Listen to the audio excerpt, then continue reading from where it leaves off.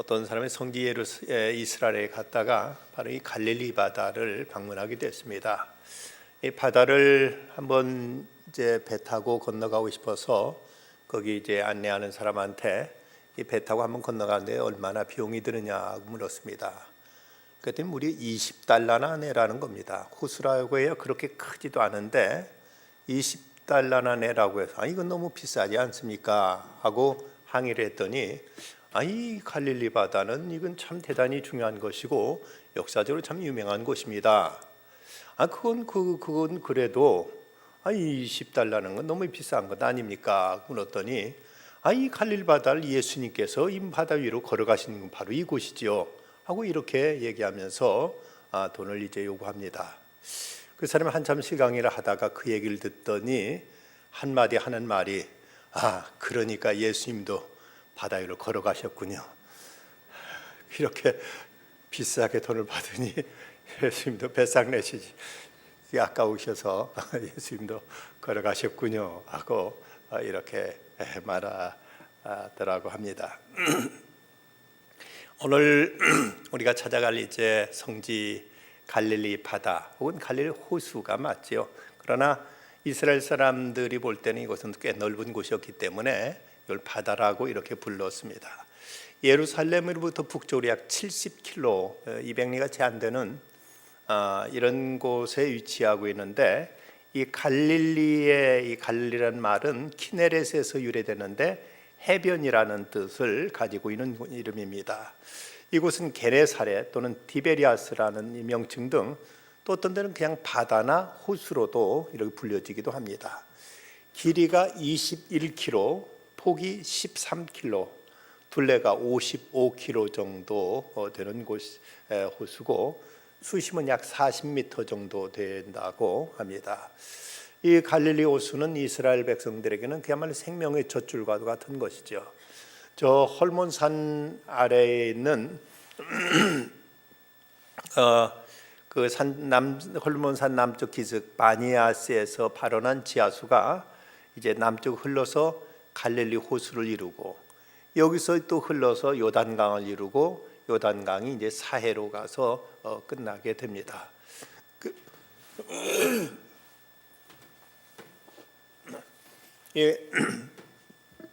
갈릴리 호수는 늘 맑고 항상 물이 잔잔하고 깨끗한 이제 호수를 이루고 있는데 평상시에는 이렇게 잔잔하다가도 한번 여기 이제 돌풍이 몰아치면 이 호수가 막 뒤집어질 듯이 큰 풍랑이 일어나 가지고 웬만한 배는 뒤집히기도 할 만큼 이런 풍랑이 일어나기도 하는 곳입니다. 그것은 지리적으로 보면 저쪽 그 시리아 쪽의 골란 공원 그리고 저 헐몬산 등의 고산지대에 있는 차가운 공기가 이 갈릴리 호수 쪽에는 그 수면 위에 이제 덮여진 공기와 만나면서 그러면서 여기서 이제 공기가 어떤 이제 불연 숙성을 이루어 가지고 여기에 풍랑이 일게 되면 2m 이상의 이런 풍랑이 이제 몰아쳐 가지고 그래서 웬만한 작은 배들은 쉽게 뒤집힐 만큼 이런 무서운 위협적인 이런 풍랑으로 이제 사람들에게 공포의 대상이 되기도 한다고 이렇게 전해지고 있습니다. 자, 그럼 이 갈릴리 호수는 성경에 어떤 곳으로 소개되고 있는가? 먼저는 이 갈릴리는 바로 소명의 장소였음을 우리는 오늘 성경을 통해서 찾아볼 수가 있습니다. 예수님께서 이곳에서 베드로, 안드레, 그리고 요한과 야고보를 제자로 부르셨습니다. 그래서 저들은 이 일로 인해서 예수님을 따르는, 예수님을 좇는 이제 제자의 삶을 살게 됩니다. 예수님은 저들을 만났을 때 나를 따라오너라, follow me, 나를 따라오너라 하고 예수님께서 저들을 부르심으로 저들에겐 제자의 삶이 새롭게 시작된 것입니다. 제자라는 말은 배우는 자라는 이런 뜻을 가지고 있는데 원래 헬라어에서 마스테스란 말, 이것이 이제 배우는 자라는 뜻에서 나온 것으로서 제자는 곧 예수님의 인격과 삶 그리고 그분의 교훈을 평생을 때 주님을 따르면서 배우는 사람이 곧 제자라고 이렇게 말할 수가 있습니다. 이 갈릴리 바다에서 예수님께 제자들을 부르심으로 저들의 삶이 완전히 새로운 삶으로 바뀌어지게 됩니다. 여러분 그 유명한 김춘수 시인의 꽃이라는 이 시를 여러분 들으셨을 것입니다. 내가 그의 이름을 불러주기 전에는 그는 다만 하나의 몸짓에 지나지 않았다. 내가 그의 이름을 불러주었을 때 그는 나에게 와서 꽃이 되었다. 어쩌면 이 시말처럼 그 갈릴리 바다에서 그저 물고기나 잡고 평생 그렇게 어부로 살다 늙고 죽었을 제자들, 그들을 예수님께 불러주심으로 저들은 참으로 인류 역사의 가장 위대한 발자취를 남기는 하늘의 꽃이 될 수 있었습니다. 예수님께서 저들을 하나하나 이름 부르시고 불러주심으로 인해서 저들의 삶이 완전히 달라졌다면, 예수님의 그 부르심은 2000년 전 그 갈릴리 바다에서 물고기 잡던 제자들에게만 국한되지 않고 바로 이 시대를 살고 있는 우리들에게도 예수님 찾아오셔서 우리를 불러주심으로 우리는 그리스도인 주님의 제자, 하나님의 자녀로 새로운 삶이 우리에게 주어지고 성도라는 이 영광스러운 칭호가 우리에게 붙여질 수 있게 되었습니다. 예수님의 그 제자도는 이제 그 공동체로 주님께서는 저들을 부르시고 이렇게 출발하신 것을 볼 수가 있습니다. 제자라는 말과 유사한 말 가운데 도제라는 말이 있죠. 이 도제라는 말은 스승이 한두 명 또는 두세 명의 제자들을 불러서 저들과 같이 생활하면서 저들의 기술을 전수시켜 주는 것을 도제라고 부릅니다. 그런데 예수님께서는 저들에게 이런 도제로 부르시지 않고 제자로 부르셨습니다. 그래서 그 차이가 있다면 뭘까?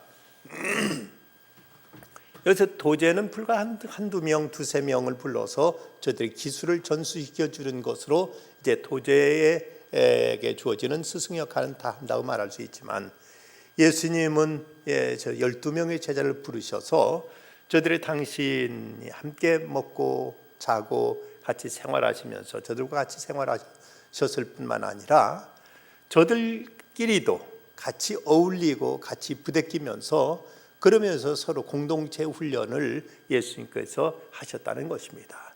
그냥 한두 명의 제자만 부르셔서 저들 똑똑하고 잘난 놈, 이제 뭔가 가능성이 있어 보이는 싹수 좋은 이런 한두 명을 불러서 저들을 통해서 세상을 바꾸시겠다고 하신 것이 아니라, 어찌 보면 우리가 똑같은 평범한 사람들, 그저 특출날 것도 없고 대단할 것도 없는 제자들이지만 저들을 부르셔서 저들과 함께 하셨고, 그리고 저들끼리도 같이 공동체로 교제하고 서로에게 영향과 자극과 서로에게 이제 섬김과 그리고 서로에게 이제 봉사 등 이런 것을 스스로 습득하고 배우도록 하셔서, 그래서 저들 한 공동체로 부르셔서 공동체를 세우시고 저들을 통해서 예수님이 세상을 변화시키셨다는 것입니다.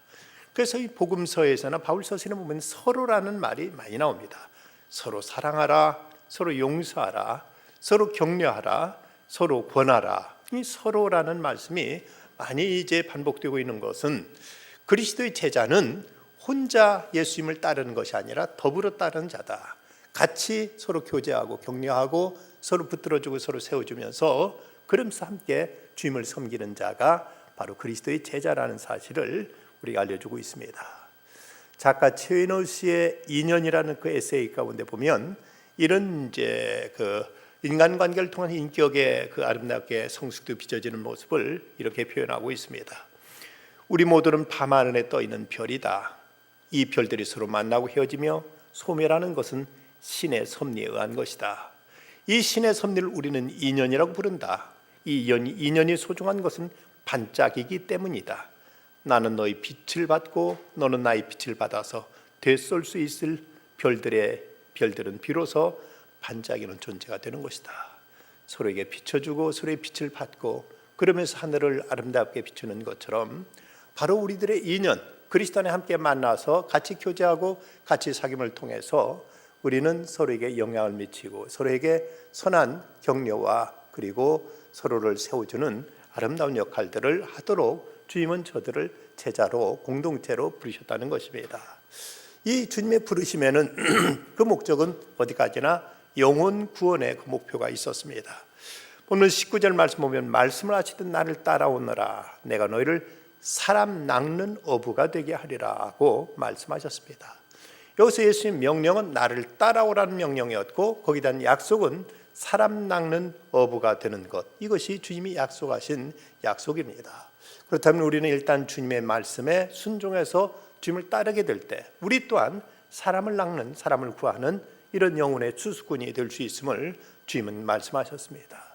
예수님이 이 땅에서 마지막 순간에도 제자들에게 예수님이 당부하신 말씀, 너희는 모든 족속으로 제자를 삼아 아버지와 아들과 성령 이름으로 세례를 주고 내가 너에게 분부한 모든 걸 가르쳐 지키게 하라. 볼지어다 세상 끝날까지 내가 너희와 항상 함께 있으리라.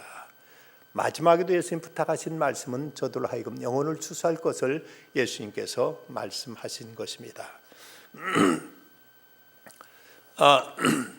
이제 그렇다면 우리들도 예수님을 따른 삶을 살아갈 때 우리에게 반드시 나타나야 될 어떤 결실이 있어야 된다면 우리들의 영향을 통해서 예수를 믿는 사람들이 반드시 일어나야만 됩니다. 주님께 우리를 부르셨다면, 주님의 사람으로 주님의 제자들을 부르셨다면 우리를 통해서도 또 다른 구원받는 사람들이 반드시 일어나야만 됩니다.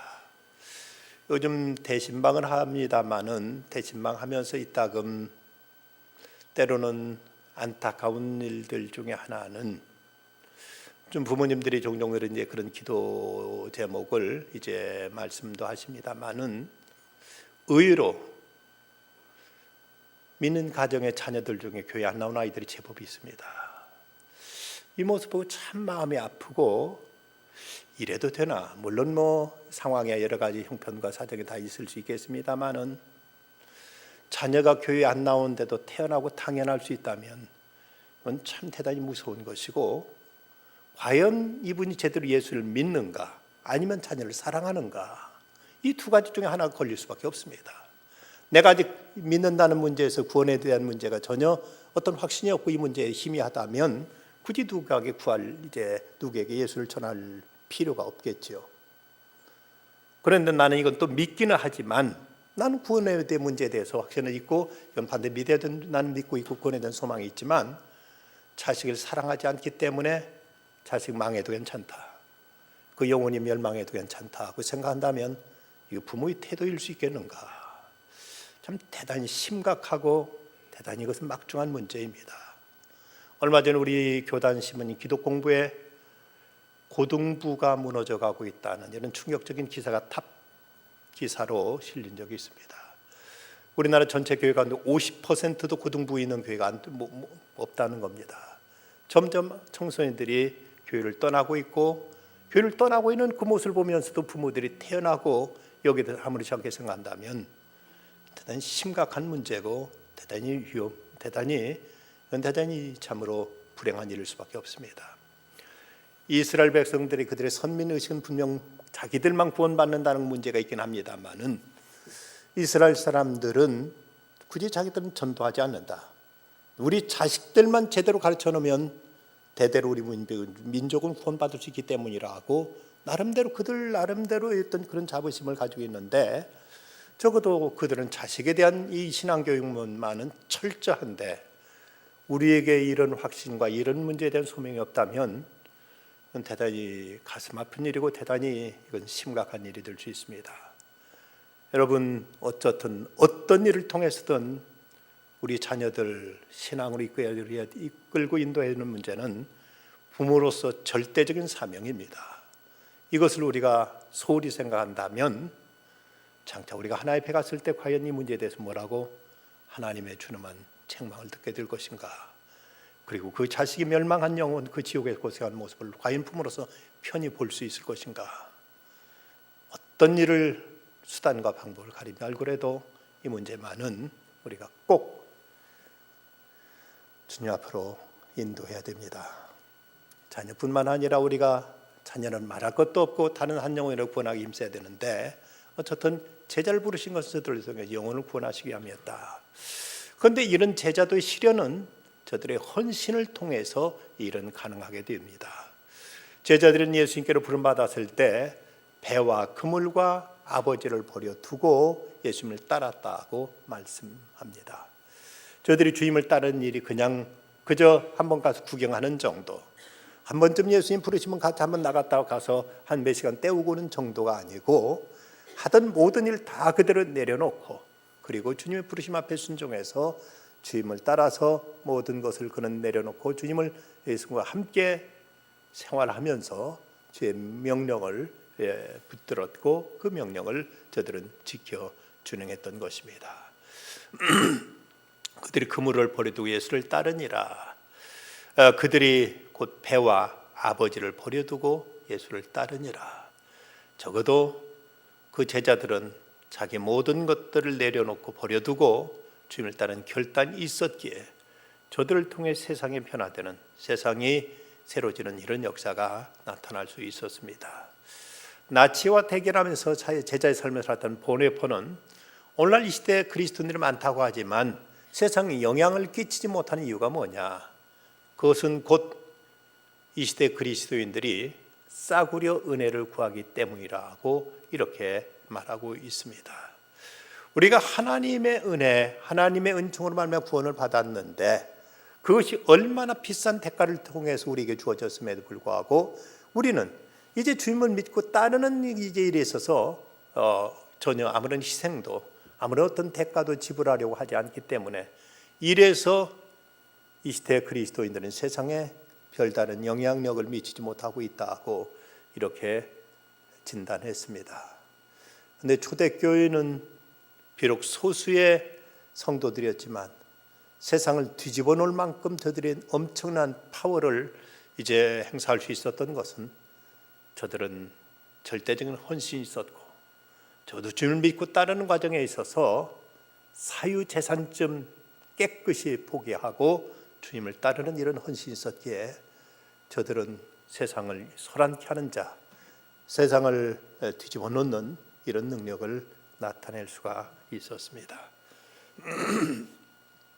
갈릴리 바다는 또 한편 이곳은 무서운 풍랑이 이는 이런 어떤 시련의 장소, 고난의 장소이기도 합니다. 요즘 점점 이제 예수님 말씀하신 마지막 때의 어떤 징조인지 세상 곳곳에서 많은 어떤 지진과 쓰나미 같은 것이 이 지구촌을 위협하고 있습니다. 동일본에서 일어났던 쓰나미, 그리고 저 동남아시아에 있었던 수십만 명 한꺼번에 이제 죽음을 몰고 왔던 이제 쓰나미 등, 또 이제 칠레라든지 IT 지진 등 이런 것이 이 시대 많은 지질학자들에게 어떤 이 지구촌의 위험을 경고하고 있습니다만은 예수님께서 이 사이 가셨던 예수님께서 이 땅에 계셨던 이제 그때도 이런 풍랑이 제자들의 삶의 현장 속에 저들에게 위협으로 와닿았습니다. 마가복음 6장에 보면 이제 이런 말씀이 기록되어 있습니다. 예수께서 즉시 제자들을 재촉하사 자기가 무리를 보내는 동안 배 타고 앞서 건너편 베세다로 가게 하셨다고 말씀합니다. 제자들은 예수님 명령에 순종하고 이 갈릴리 바다를 건너가다가 그러다 고난을 만났습니다. 그렇다면 우리가 예수 믿는다고 해서 우리에게 풍랑이 없다고 단정할 수는 없습니다. 오히려 우리가 믿음으로 사는 과정에서 때로 우리에게 이런 시련도, 우리 풍랑도, 고난도 우리에게 찾아올 수 있다는 사실을 이 사건은 우리에게 보여주고 있습니다. 그렇다면 우리 인생의 항로에서 이런 풍랑을 만날 때 우리는 어떻게 이런 풍랑을 극복하고 어떻게 대처할 수 있을까 하는 것을 우리는 생각할 필요가 있습니다. 먼저 주님은 우리가 풍랑 중에 있을 때 결코 외면하지 않고 우리의 모든 것을 지켜보고 계신다는 사실을 성경 우리에게 가르쳐주고 있습니다. 우리가 어려운 어떤 시련 가운데 있을 때 더더욱 견디기 힘든 것은 내 이 괴로운 사정은 아무도 모른다. 누구도 내 형편과 내 이 어려운 답답한 심정은 그 누구도 모른다는 사실 때문에 더 쉽게 우리가 절망하고 낙심에 빠지는 이런 경향을 많이 볼 수가 있습니다. 나밖에 없다, 나 혼자다는 이 생각, 어쩌면 이제 갈릴리 바다에서 풍랑과 싸우고 있었던 제자들도 이런 생각을 하고 있었을 것입니다. 그런데 성경에 보면 마가복음 6장 48절에 보면 바람이 거스름으로 제자들이 힘겹게 노젓는 것을 보시고라고 성경 기록하고 있습니다. 예수님은 저들이 지금 얼마나 고생하고 있는지, 얼마나 지금 어려워하고 힘들어하고 얼마나 지금 저들이 두려워하고 있는지 이 사실을 샅샅이 보고 계셨던 것입니다. 그 어떤 일도 하나님이 모르는 가운데 당하는 고난은 없습니다. 주님이 보지 못하시는 이런 우리들의 고난의 현장은 어떤 곳에도 존재하지 않는다는 사실입니다. 그때 예수님이 무엇을 하고 계셨는가? 그 앞에는 46절 말씀 보면 무리를 작별하신 후에 기도하러 산으로 가시니라. 거기 갈릴리 호수가 내려다 보이는 산 언덕에서 예수님은 지금 제자들을 위해서 기도하시며 그들이 또 풍랑 속에 지금 힘들어하시는 안타깝게 싸우고 있는 그들의 사투를 예수님은 다 지켜보고 계셨던 것입니다. 오늘도 우리가 어렵게 우리 앞에 닥치는 이 풍랑에 맞서서 힘겹게 우리가 노를 저으면서 이걸 헤쳐나가기 위해서 고군분투하고 있을 때 우리 주님은 지금도 우리들의 모든 사정, 형편, 모든 우리들의 처한 현실을 그대로 다 지켜보시며 이걸 알고 계신다는 사실입니다. 어떤 사람들은 그건 2000년 전에 예수님께 제자들과 함께 있는 자리에서는 가능했지 지금은 이미 부활 승천하시는데 주님이 어떻게 우리들의 사정을 아시랴 하고 이렇게 말할지 모릅니다만은 성경은 이렇게 기록하고 있습니다. 누가 정죄하리요 죽으실 뿐 아니라 다시 살아나신 이는 그리스도 예수시니 그는 하나님 우편에 계신 자요 우리를 위하여 간구하시는 자시니라. 예수님은 지금도 부활하셔서 하나님 보좌 우편에 있어서 우리를 위해 지금도 기도하고 계신다고 성경은 약속하고 있다면 지금 우리가 처하고 있는 모든 현실, 우리가 당하고 있는 여러 가지 고난과 역경의 자리를 주님은 샅샅이 다 지켜보고 계시고 이 모든 것에 대해서 지금 우리를 위해서 기도하고 계심을 성경은 말씀하십니다. 그런가 하면 주님은 그냥 그들의 당하는 고난을 멀리서 구경만 하고 계신 것이 아니라 저들의 고난의 현장에 찾아오십니다. 마가복음 6장 48절 바람이 거스름으로 제자들이 힘겹게 노젓는 것을 보시고 밤 사경쯤에 바다 위로 걸어서 그들에게 오사 바다 위 걸어서 그들에게 오셨다고 이렇게 말씀합니다. 밤 사경이라면 지금 새벽 3시에서 6시 사이를 말합니다. 이스라엘 사람들은 저녁 6시부터 새벽 6시까지를 3시간 단위로 해서 1경, 2경, 3경, 4경을 나누는데 6시부터 9시까지가 1경, 9시부터 12시까지가 2경, 12시부터 3시까지가 3경, 3시부터 이제 6시까지가 4경으로 이렇게 나뉘어져 있습니다. 그래서 이 새벽 3시쯤이면 가장 밤이 깊었을 시간, 제일 어두운 시간, 더 이상 이제 그 제일 어떤 이제 밤에 정점이 이르는 이 순간이라고 말할 수 있겠죠. 이런 시각에 예수님께서 제자들에게 우리를 걸어서 찾아오신 것입니다. 어쩌면 가장 고난이 극심했을 때, 더 이상 희망도 보이지 않고 어떤 이제 구원의 여망조차도 비춰지지 않는 그 시간에 예수님께서 제자들에게 찾아오셨습니다.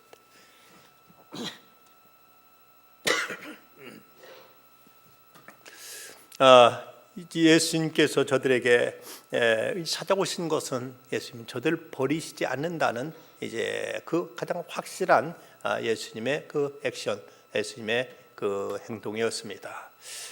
제자들은 예수님이 떠나신다는 것을 알았을 때 모두 두려워하고 불안해하면서 베드로가 묻긴 들었던 질문, 주여 어디로 가시나이까 하고 이렇게 물었을 때 예수님 너희는 마음에 근심하지 말라, 하늘 믿으 또 나를 믿으라, 내 아버지 집에 거할 곳이 많다 하고 이렇게 말씀하셨습니다.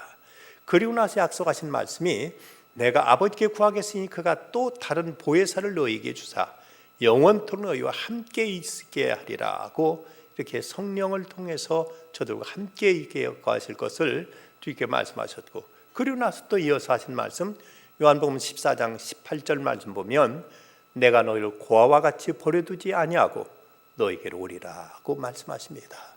우리를 결코 고아처럼 내버려두지 않겠다.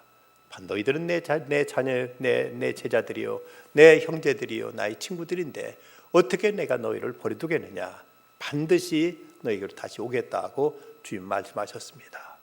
그리고 주님은 이제 제자들에게 오셔서 그 풍랑을 잔잔케 해주셨습니다.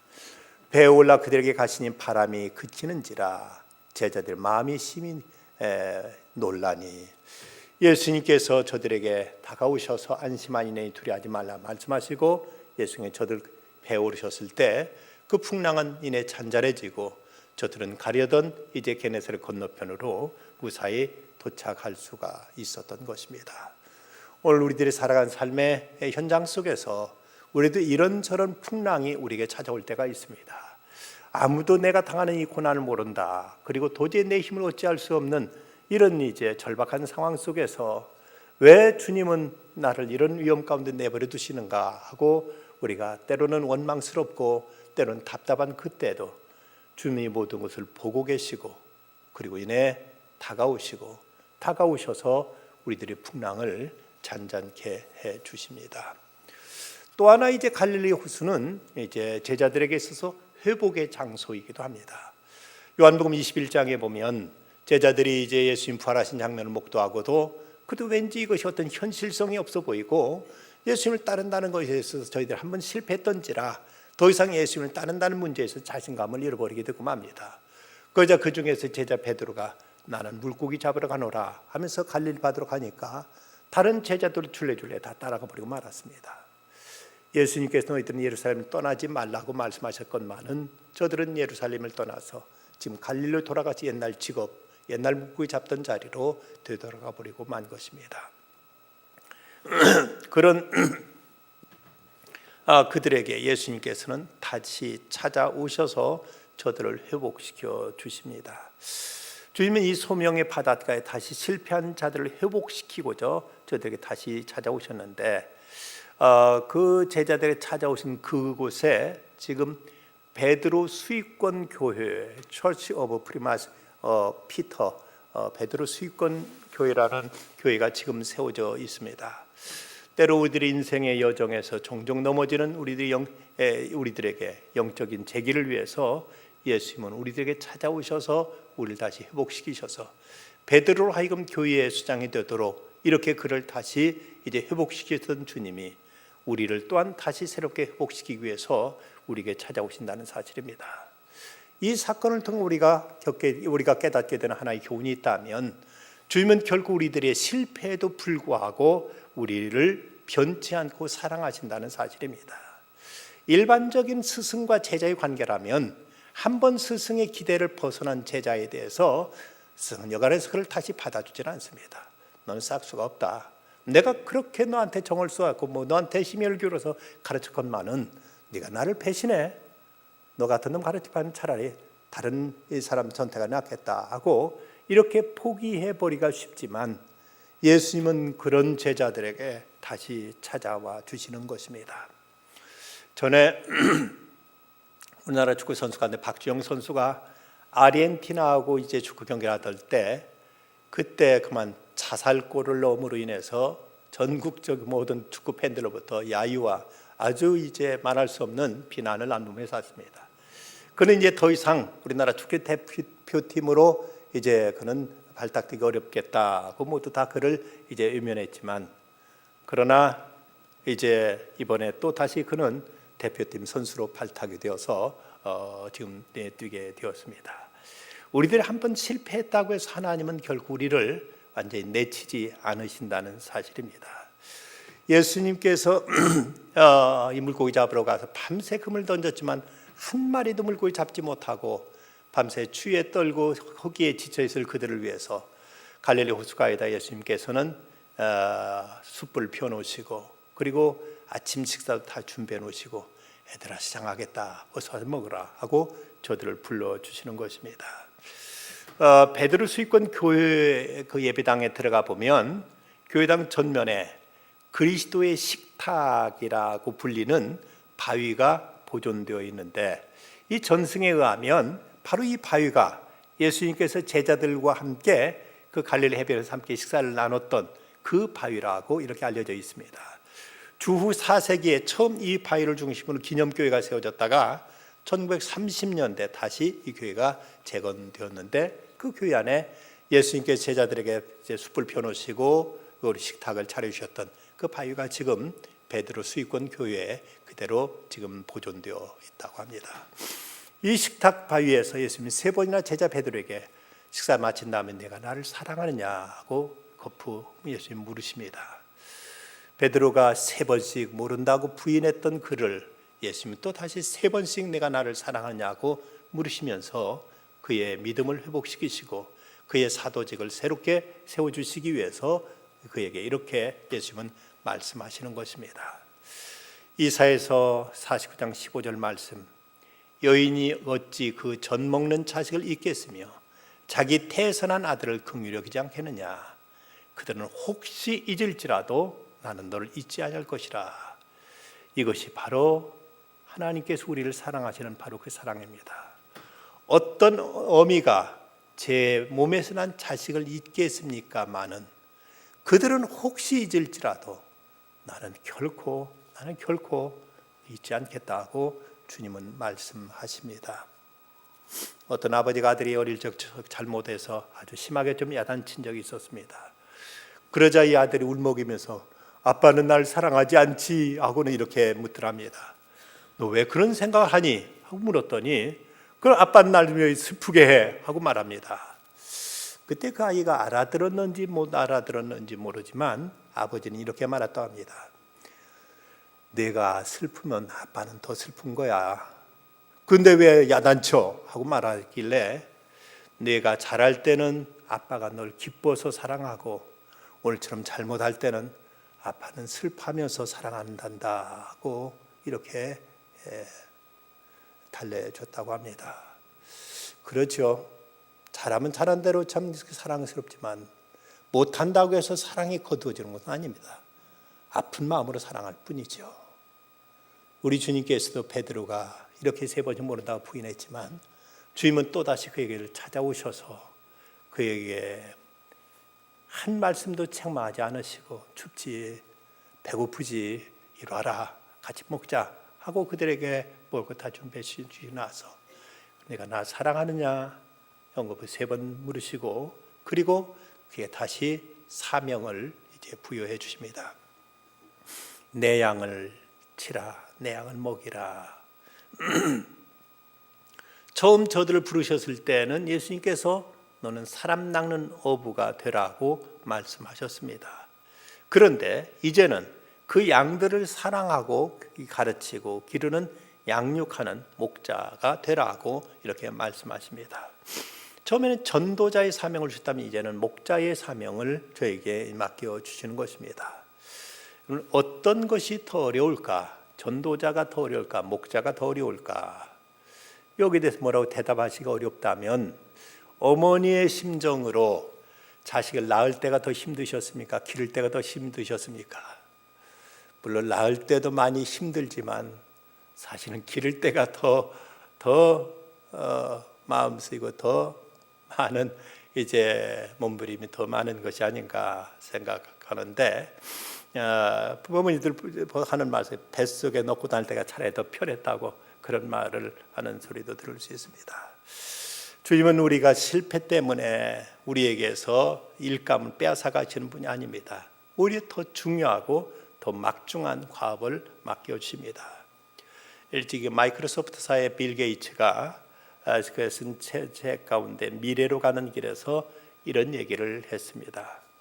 나는 내가 내 기업을 경영하는 초기에는 성공의 가능성과 성공의 경험만으로 사람을 쓰고자 했지만 이제는 생각이 달라졌다. 난 되도록 실패의 경험을 가진 사람을 고용하고자 한다. 왜냐하면 실패도 자산이기 때문이다. 그러나 난 무조건 실패한 사람을 쓰겠다는 것은 아니다. 난 그들에게 실패를 통해 무엇을 배웠는가를 먼저 묻고자 한다고 이런 말을 했습니다. 우리 이제 우리가 실패했다는 건 누구나 있을 수 있는 인생의 일반적인 경험입니다. 그러나 실패를 실패로 그냥 끝낼 것은 아니고 실패를 통해 뭔가 우리는 깨달음과 여기를 통해서 배우는 레슨이 반드시 있어야만 되는 것이죠. 그럴 때 실패는 오히려 우리에게 도움이 되고 우리에게 유익이 될 수가 있습니다. 하나님은 자기 아내를 누이라고 2번씩이나 거짓말했던 아브라함도 하나님께 불러서 그를 들어 쓰셨습니다. 아버지와 형을 속여 먹었던 야곱도 하나님께서는 그를 탓하지 않고 쓰셨습니다. 애굽 사람을 심지어 죽이기까지 했던 모세를 하나님의 민족의 영도자로 다시 세워주셨습니다. 하나님은 타락한 삼손에게도 다시 기회를 주셨고, 자기 부하를 사지에 몰아넣고 부하에 안하여 가늠했던 다윗에게도 다시 기회를 주셨습니다. 선교의 명령을 거역하고 도피해버린 요나를 하나님께서 다시 기회를 주십니다. 수많은 사람들, 많은 그리스도인을 박해하고 심지어 죽이는 데까지 가담했던 바울에게도 하나님은 기회를 주셨습니다. 전도 여행 중 문제를 끼고 대를 이탈해버렸던 마가 요한도 주님은 다시 불러서 그를 귀한 제자로 사용하셨다면, 우리에게 한 번의 실수가 있고 또 두 번의 실패가 있다 할지라도 주님은 우리들이 실패 때문에 우리에게 결코 앙심을 품으지 아니하시고 다시 우리에게 다가오셔서 우리를 품으시고 우리를 또 다시 세워주시고 우리에게 다시 소명을 맡겨주시는 인자하신 주님이심을 우리는 잊지 말아야 됩니다. 주님은 사명의 성취를 위해 다시 주님을 따를 것을 명하십니다. 우리에게 새로운 사명이 주어졌다는 것만으로 우리의 빛나는 미래가 보장되는 것만은 아닙니다. 지금부터 그 미래를 향해 사명의 실현을 위해서 어떤 태도로 살아갈 것인가가 중요한데, 베드로의 실패한 그 명백한 원인은 그의 자만심 때문이었습니다. 모두 주를 버릴지라 나는 결코 버리지 않겠나이다. 내가 주와 함께 오게도 죽는 데에도 가기로 각오하였나이다.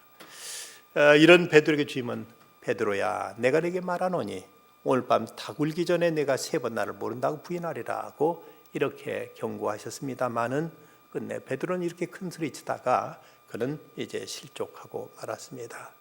그래서 사도 바울도 그런즉 선줄 아는 자는 넘어질까 조심하라고 이런 경계를 하고 있기도 합니다. 그러나 이제 실패를 통해 교훈을 배운 베드로에게 주님은, 내가 젊어서는 스스로 띠뛰고 원하는 곳으로 다녔거니와 내 스스로 자신을 믿고 내 마음대로 했지만, 그러나 늙어서는 내 팔을 벌리리니 남이 내게 띠뛰고 원하지 아니하는 곳으로 데려가리라. 타의에 의해서라도 내가 아닌 내가 원하는 삶을 살아가도록 할 거겠다고 이렇게 주님은 말씀하십니다. 그리고 그 마지막에 주님께 영광 돌리는 승리의 삶이 될 것을 또 이렇게 예언하셨습니다. 이 말씀을 하시면 베드로가 어떠한 죽음으로 하나님께 영광을 돌릴 것을 가리키시며라. 그럼 이제는 자기 자신이 아닌 주님을 의지하고 주님을 온전히 따르는 새로운 삶이 그에게 이제 열려지게 됩니다. 주님께서 베드로에게 내가 나를 사랑하느냐 내 양을 먹이라, 내가 나를 사랑하느냐 내 양을 치라고 연거푸 3번이나 말씀하셨습니다. 오늘 주님은 우리에게 또 뭐라고 말씀하실까요? 돌스토이의 3가지 질문이란 글에서 세상에 가장 중요한 때는 바로 지금 이 순간, 가장 중요한 사람은 내가 만나고 있는 지금 이 사람, 가장 중요한 일은 내가 만나고 있는 이 사람을 사랑하는 일이라고 이렇게 말했습니다. 그렇다면 오늘 우리들에게 가장 중요한 일은 무엇이며 중요한 사람은 누구이며 중요한 때는 언제입니까? 지금이란 이 시점에 내게 허락하신 교제를 허락하시고 또 관계를 허락하시고 나로 하여금 만나도록 섭리하신 주님께서 우리 앞에 두신 이 사람, 그를 사랑하며 그에게 그리스도의 사랑을 전하고 증거하고 그리스도 사랑으로 세우는 일, 이 일이 바로 우리에게 가장 소중한 일임을 우리는 생각할 수 있습니다. 실패했던 베드로, 갈릴리 호수에서 예수님은 처음 저들을 부르셨고 풍랑이는 그 위기 속에 저들에게 찾아오셔서 저들을 건져주셨고, 실패하고 낙심한 저들에게 또 예수님은 그곳에 또 다시 오셔서 저들을 다시 회복시키고 세워주십니다. 우리에게도 갈릴리, 주님을 만나는 만남의 장소, 우리를 부르신 장소, 우리를 위기에서 건져주시는 그곳, 그리고 우리를 다시 세우시는 그 은총의 장소를 우리는 이제 잊지 말아야 될 것입니다.